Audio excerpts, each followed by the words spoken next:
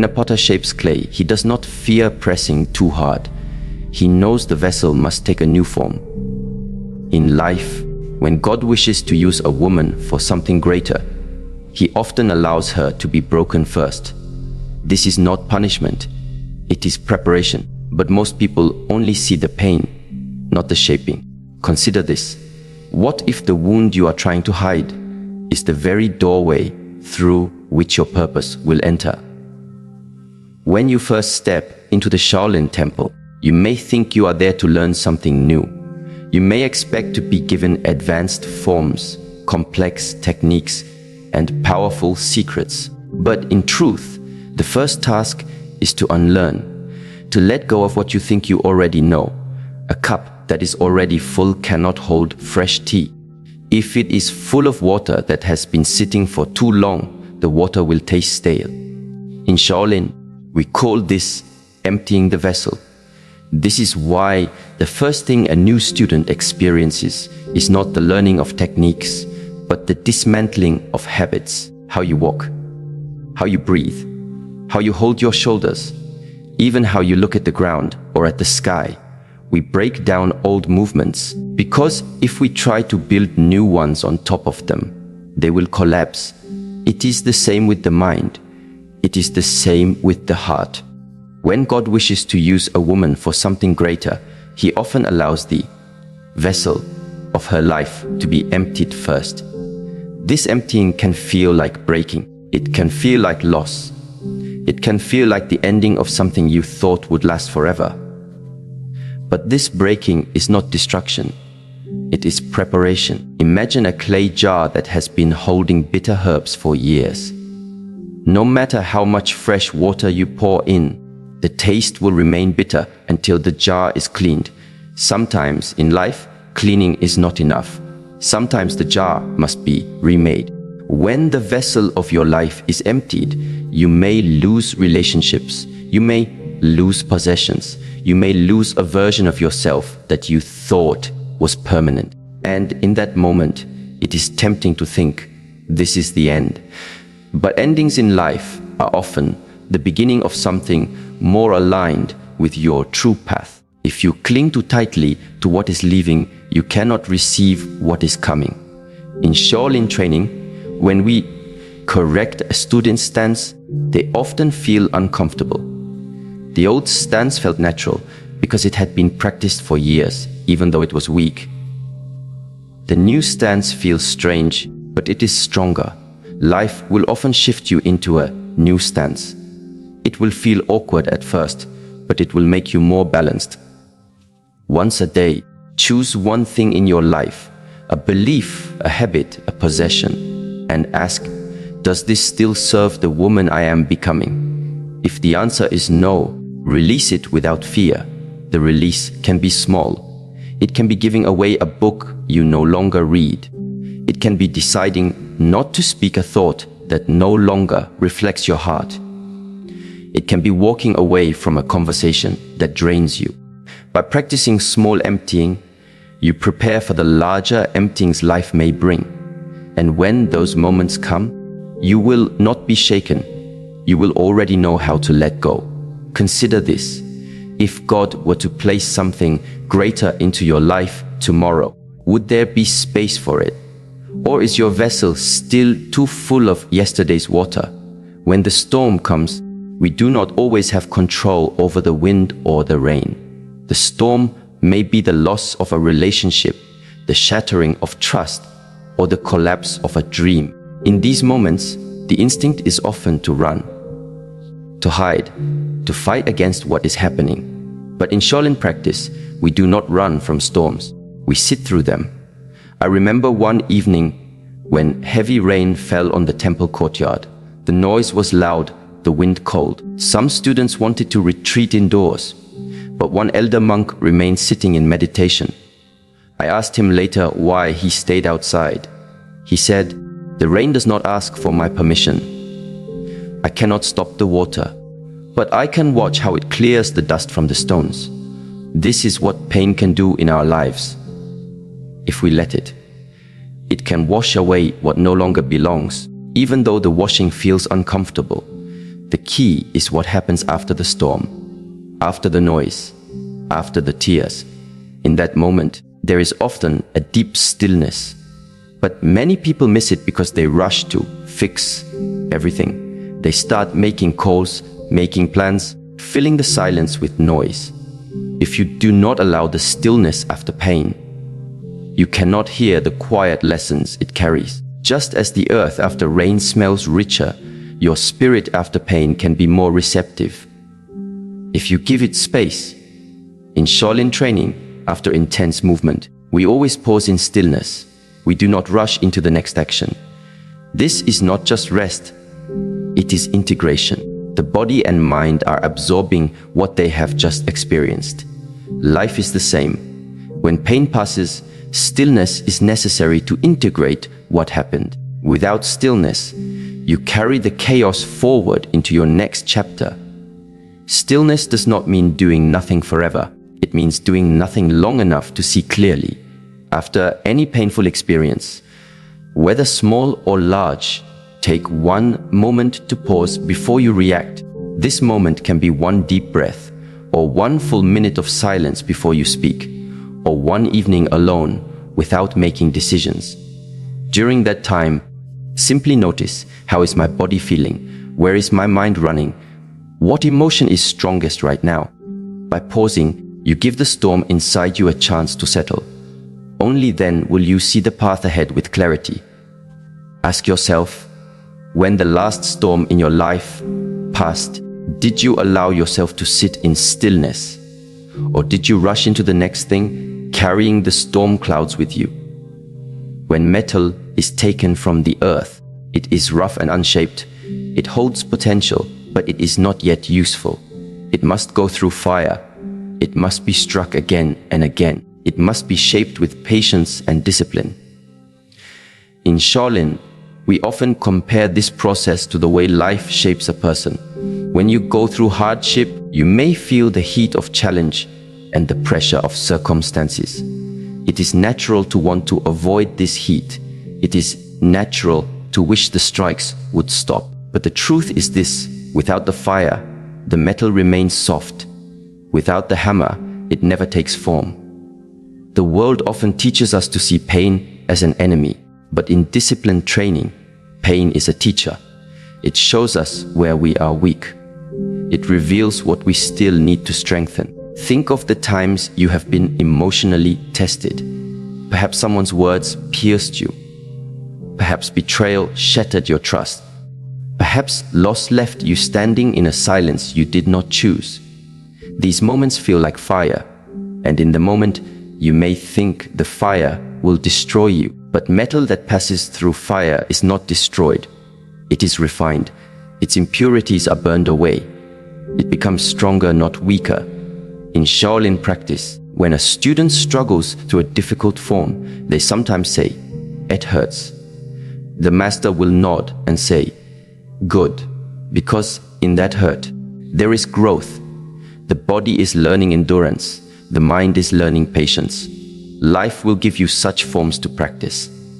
Not with punches and kicks, but with disappointments, with challenges, with moments that test your spirit. These moments are not signs that you are weak. They are opportunities to become unbreakable. The fire of life will not feel gentle. It is not meant to. If it were gentle, it would not change you. When you are in the fire, your mind will often tell you to escape. It will say, "This is too much. I cannot bear it." But here is the discipline: to stay long enough in the lesson that you receive its gift. It is important to understand. Staying in the fire does not mean tolerating harm from others without boundaries. It means allowing life's natural challenges to work on you without running from them prematurely. A blade removed from the forge too soon will remain fragile. A spirit that avoids every discomfort will remain untested. There is also something else that the fire teaches: humility. When you feel pain, you are reminded of your own humanity. You are reminded that you are not invincible in the way your ego imagines. You are reminded that growth is earned, not given. This humility is a strength. It allows you to connect more deeply with others. When you have walked through fire, you understand the fires others have endured. Your words carry weight because they come from lived experience, and your compassion deepens because you know the cost of strength. Some people see life's challenges as unfair punishments. Others see them as meaningless obstacles. But when you see them as the forge that shapes you, your relationship with pain changes. It becomes purposeful. It becomes part of your training. When you think about your own life, notice the moments that shaped you most deeply. Were they the easy days when everything went smoothly? Or were they the difficult ones when you had to face something you thought you could not handle? It is often the second. And so, when the next challenge comes, you do not need to welcome it with joy. You do not need to pretend it is pleasant. But you can meet it with steadiness. You can meet it with the knowledge that the fire will not last forever, and that you will emerge stronger if you endure. If you can learn to see emotional pain in the same way as physical training, you will develop resilience that is not easily shaken. The person who learns to endure discomfort gains freedom, because the world cannot control someone who does not run from difficulty. In Shaolin, we also teach that strength is not only the ability to withstand the strike, it is the ability to remain balanced and centered while it happens. A blade is not forged only for hardness. It must also have flexibility. Too hard and it will break under pressure. Too soft and it will bend permanently. In your life, this means cultivating a heart that is both strong and compassionate. Do not let the fire turn you bitter. Let it turn you wise. Do not let the strikes make you hard toward everyone. Let them make you discerning, able to protect yourself without closing completely. Every time you pass through the fire, you carry forward two things: strength and clarity. Strength, because you now know you can survive. Clarity, because you now see what truly matters.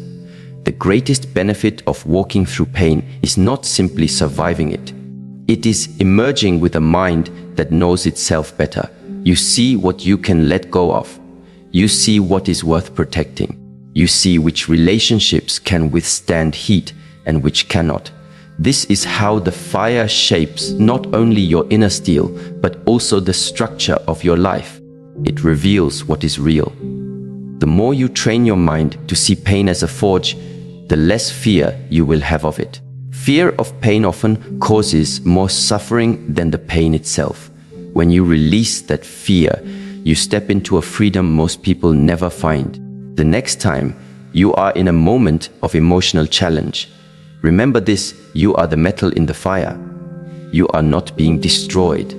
You are being shaped. Practical application of this truth is simple, but requires discipline. Each time you feel emotional pain, pause before reacting. Notice what the pain is showing you. Is it revealing a boundary that was crossed? Is it pointing toward a weakness in your patience, your trust, or your self-worth? Instead of immediately seeking comfort, allow yourself to sit with the lesson. Over time, this practice builds a mind that is less reactive and more deliberate. You begin to choose your responses instead of being controlled by your emotions. You begin to see pain not as a signal to flee, but as an invitation to grow. Consider this in your own life. Which fires have shaped you into the person you are today? And when the next fire comes, will you run from it? Or will you let it make you unbreakable? In Shaolin, we say that the strength of a warrior is not only in his strikes, but in how he guards his gates. The gates I speak of are not wooden doors or stone walls. They are the entry points to your inner energy, your mind, your heart, your spirit. Every human being has a certain amount of energy each day. This energy is your life force. It is what you use to think, to feel, to move, to love, to create. If you allow it to leak, you will find yourself exhausted without knowing why. If you learn to guard it, you will walk through life steady and unshaken. Most people are unaware of how much they give away without intention. They give it through constant worry about things that do not matter. They give it through arguments that do not need to be fought. They give it through trying to fix people who do not wish to change. And they give it through the endless noise of distraction. In martial arts, if your stance is weak, your energy drains without you noticing. You may think you are standing firmly, but small imbalances allow your strength to slip away. Life works in the same way. If you do not notice where your attention and emotions flow, you will not notice where your energy disappears. To guard the gates of energy is not selfishness, it is wisdom. Because when your energy is steady, you can give with clarity and kindness. But when your energy is scattered, your giving becomes heavy, resentful, or hollow. In Shaolin training, we practice rooting. This means standing in such a way that no one can push you over, even with force. It requires awareness of your whole body, from the way your feet touch the ground to the way your breath moves through your chest. To guard your inner energy, you must root yourself in the same way, aware of where you are strong and where you are open. Some people leave their gates wide open all the time. They say yes to every request. They listen to every complaint. They take on every burden as if it is their own. At first, this may look like kindness, but over time, it leaves them drained and unable to help anyone, including themselves. Others keep their gates locked at all times. They give nothing, trust no one, and let nothing in. This may feel safe, but it leads to isolation and stagnation. Energy, like water, must flow, but in the right direction and at the right times. Guarding the gates means balance. It means learning when to let energy in and when to keep it out. It means knowing which people enrich your spirit and which ones deplete it. It means choosing the conversations you engage in and the ones you release. It means protecting your mornings from noise so you can begin the day with clarity. In Qigong, we learn that the body has energy centers. If one is constantly leaking, the whole system suffers. In your emotional life, this leakage often comes from overthinking the past or fearing the future. When your mind is not present, your energy is not present. It is scattered across time in places you cannot reach. This is why mindfulness is a form of guarding the gates. When you are here, fully in this moment, your energy stays with you. You are not giving it to yesterday's regrets or tomorrow's uncertainties. You are not losing it to every passing distraction. You are keeping it close where it can be used wisely. Some leaks are more subtle. You may lose energy by holding on to resentment, even if you never speak of it. You may lose it by silently comparing yourself to others. You may lose it by replaying a conversation in your mind, wondering if you should have said something different. These small leaks add up until you find yourself tired before the day has truly begun. In Shaolin, when we train in groups, we are taught to be aware of the energy of the person next to us.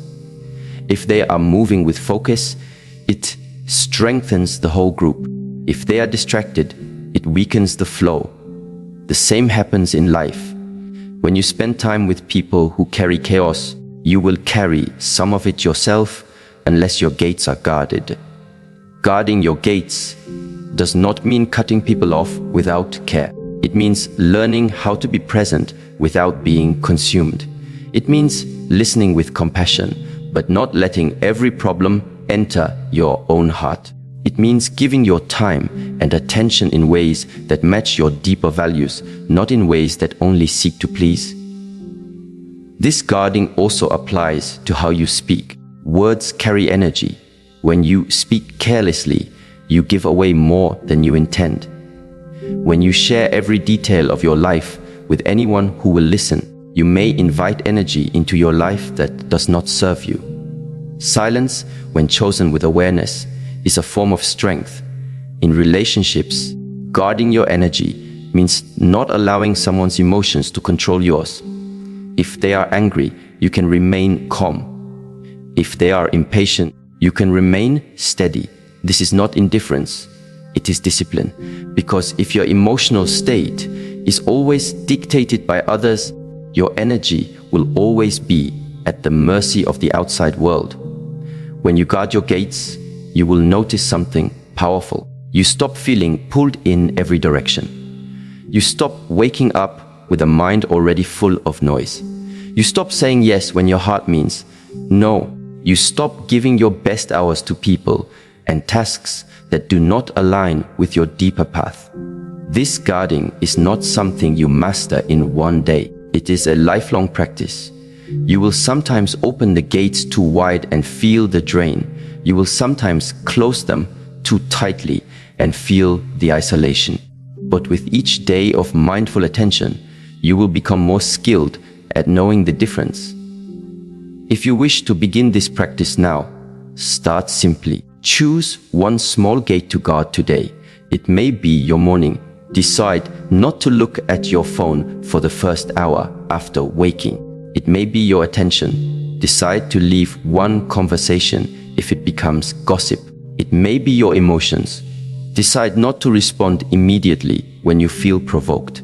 This is how the practice grows, one guarded gate at a time. And as you grow, you will notice you have more energy for what truly matters.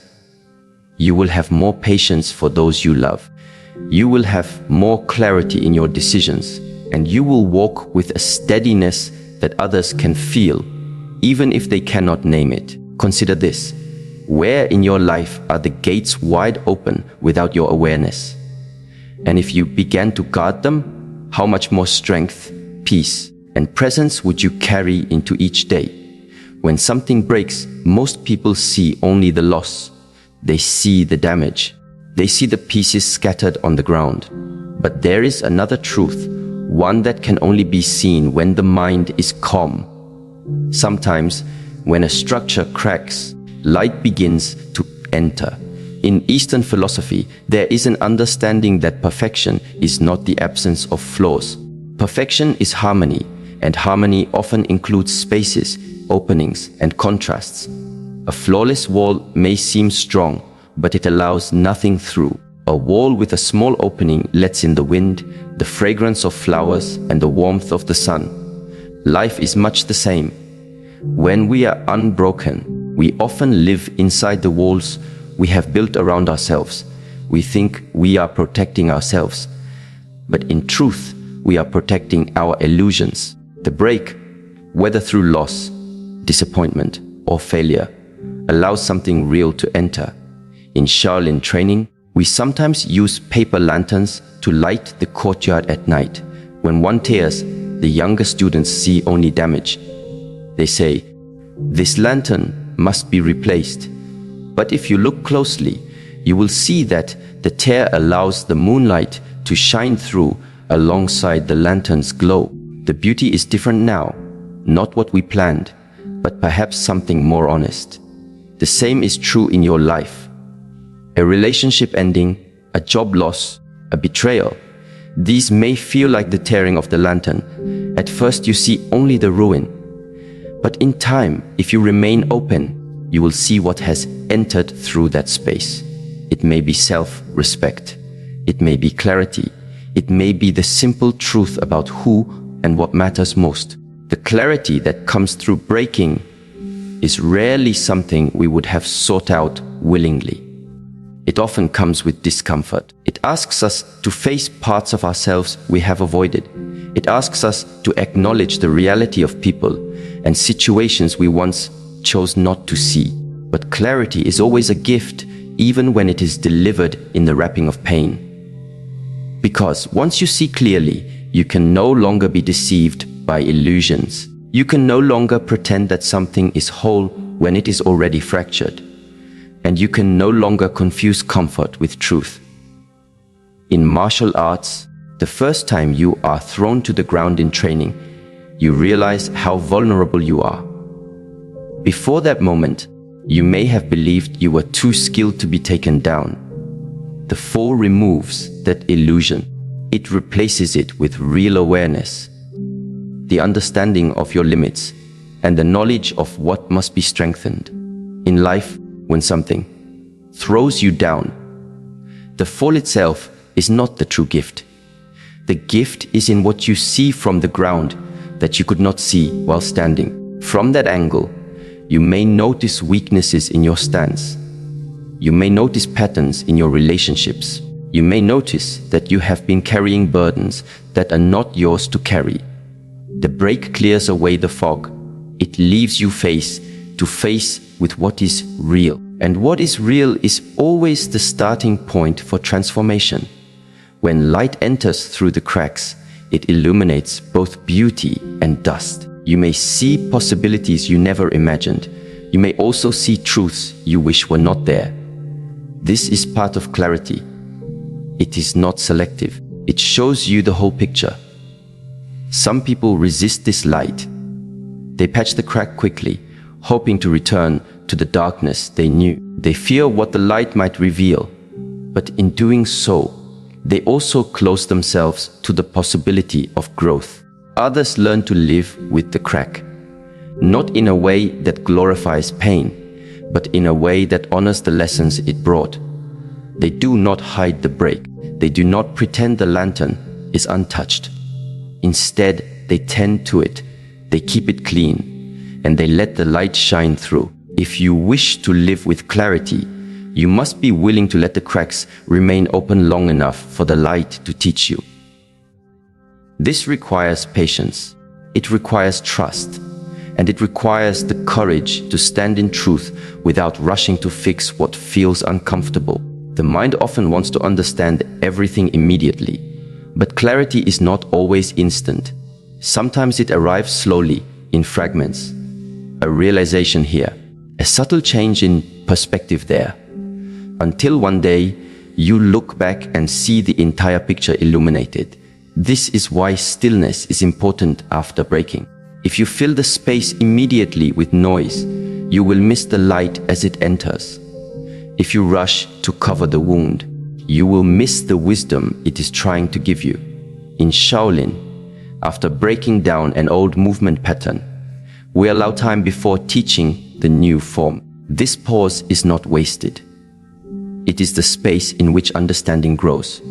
The same principle applies to life. After something in you or around you breaks, allow a pause. Sit with what has been revealed before rushing to replace it. The clarity that comes through cracks also changes the way you see others. When you have been broken, you can recognize the breaks in those around you. You can see the light shining through them, even if they cannot. This makes you more compassionate. It allows you to meet people where they truly are, not where they pretend to be. But there is a caution here. Clarity is a tool, not a weapon. Just because you can see someone's cracks does not mean you must point them out. Sometimes, the kindest thing you can do is simply hold space for them, allowing their own light to emerge in its time. When you begin to honor the cracks in your own life, you will find they no longer feel like shameful scars. They become reminders of where you were refined. They become openings through which truth and beauty can flow freely. The world will often tell you to strive for the appearance of perfection, but perfection without truth is fragile. One small break and it falls apart. A life lived in clarity, even if marked by cracks, is stronger because it is real. This understanding will also change your relationship with future challenges. When the next break comes, you will remember, this is not the end. This is another opening. This is another chance for the light to enter. To live this way is to walk through life unafraid of imperfection. It is to see breaking not as a loss, but as a shift. It is to welcome truth, even when it disrupts comfort. Practical application of this is simple, though not always easy. Choose one area of your life where you feel something has broken. It may be a relationship, a dream, or an image of yourself. Instead of trying to repair it immediately, ask, what has this break revealed? What light has entered here that was not here before? Write down what you discover. Return to this reflection over time, adding to it as more clarity comes. Clarity is not a single moment. It is an unfolding, and the more you honor it, the more it will guide you. Consider this. If every crack in your life was not a flaw to hide, but an opening for light to enter, how differently would you see your own story? When winter comes, the garden seems dead. The trees stand bare. The earth lies cold and still beneath the frost. If you are not familiar with nature's rhythms, this season feels like an ending. But for those who know the way of the earth, winter is not a death, it is a preparation. Winter is the quiet folding back of life's energy. It is the stillness beneath the surface, the time when roots gather strength in the dark, the time when the garden rests so it can bloom again with greater vitality. In the same way, the pain and hardship that break a woman, the winter of her soul, can feel like a season of loss. It may seem that everything she has built is falling away. The warmth of connection may seem absent. The brightness of hope may seem distant. But if she looks deeper, she will understand that winter has its purpose. It is a sacred time. A time when the ground is cleared of weeds. A time when the soil is softened for new seeds. A time when what is dead or broken is transformed into nourishment. This is the way of nature, and this is the way of spirit. When God breaks a woman He wants to use, He is not abandoning her to endless winter. He is preparing her for spring. He is preparing her to bear fruit in the right season. This preparation is not always easy to see in the moment. It asks for patience, the kind that trusts without knowing, the kind that holds hope in silence. Consider the farmer who works in a place with harsh winters. He knows the fields will look barren for months, but he does not despair. He does not try to force early growth. He waits with care, tending the soil, knowing that spring will come. In the same way, a woman in the winter of her life can care for her inner garden. She can tend her spirit with practices that nourish quietly. Meditation, reflection, gentle movement. She can clear away what no longer serves, letting go of toxic relationships, false hopes, or self-limiting beliefs.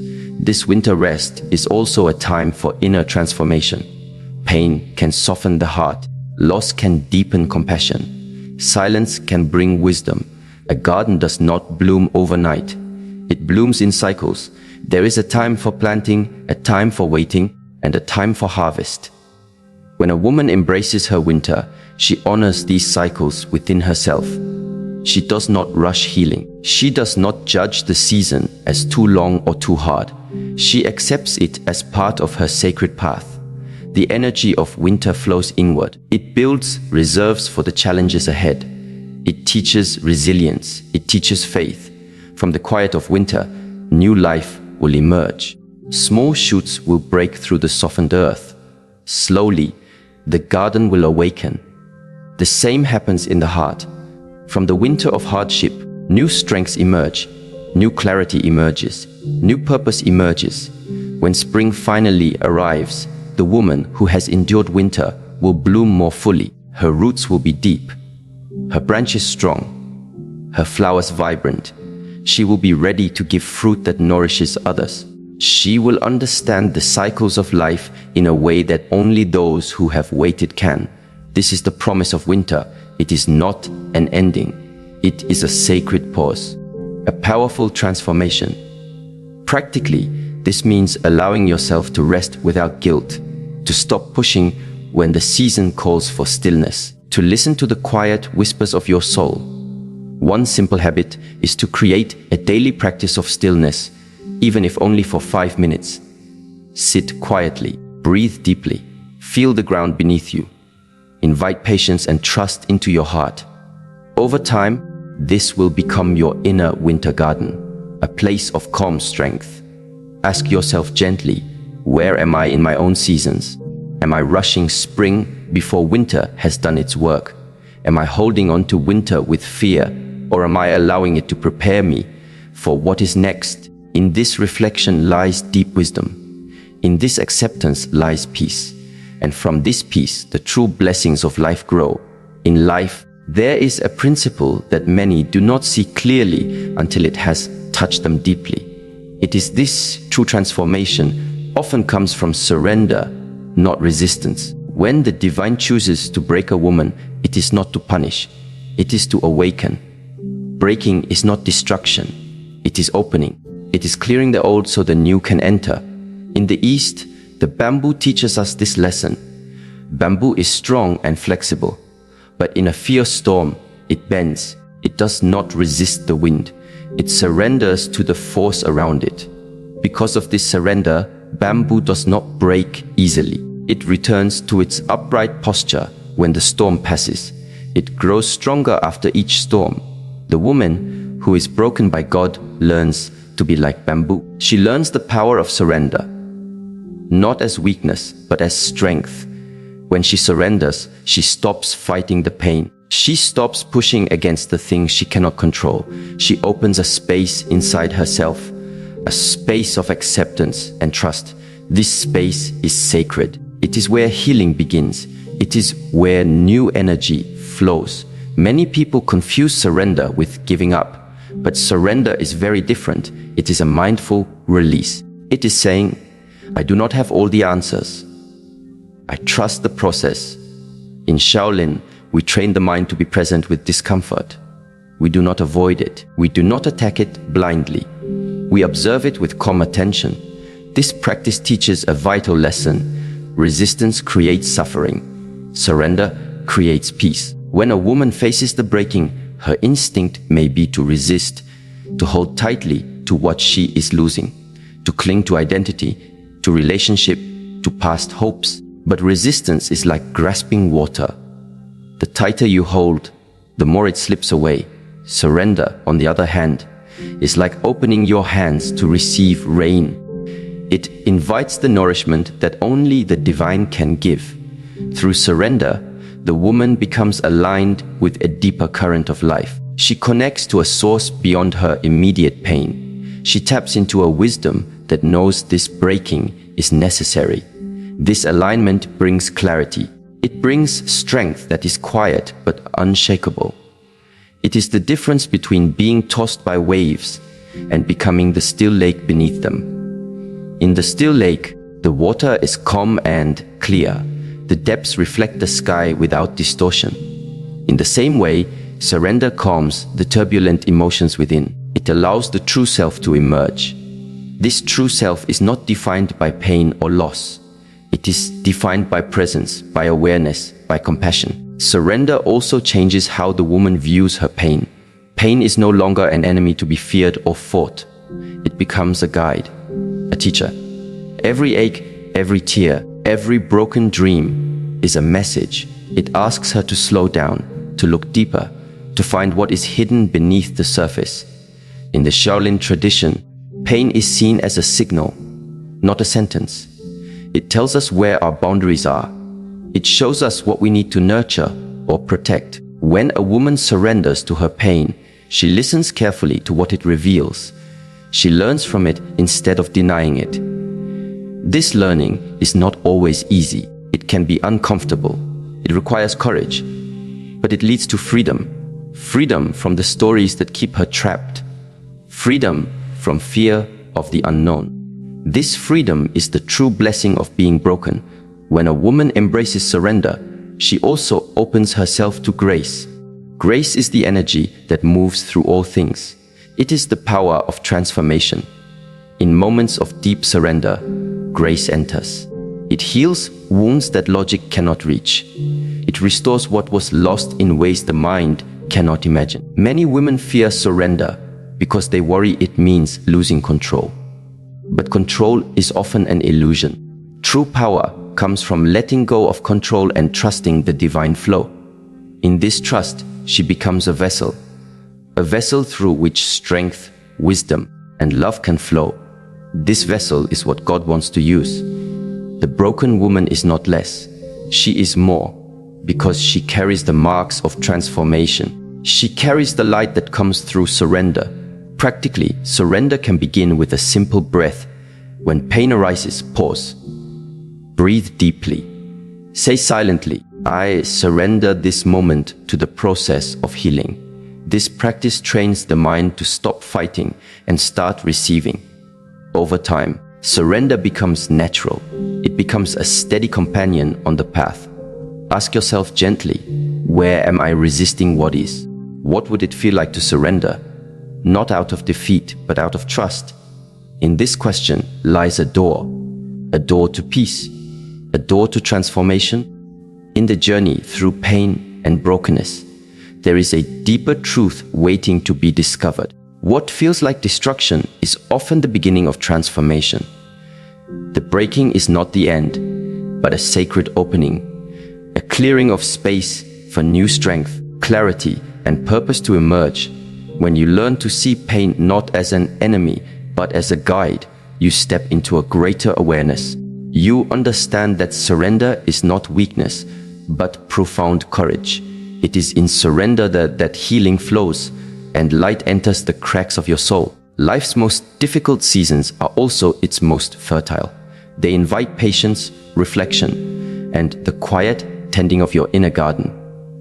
Through this process, you cultivate resilience and wisdom that no comfort could ever teach.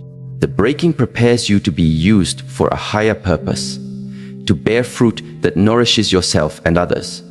This transformation unfolds not in haste, but in calm, deliberate acceptance of the cycles of life. May you find peace in the winter, hope in the silence, and strength in the waiting. And when the season changes, may you bloom with a fullness born from the deepest trials, carrying the light of your journey as a beacon for others.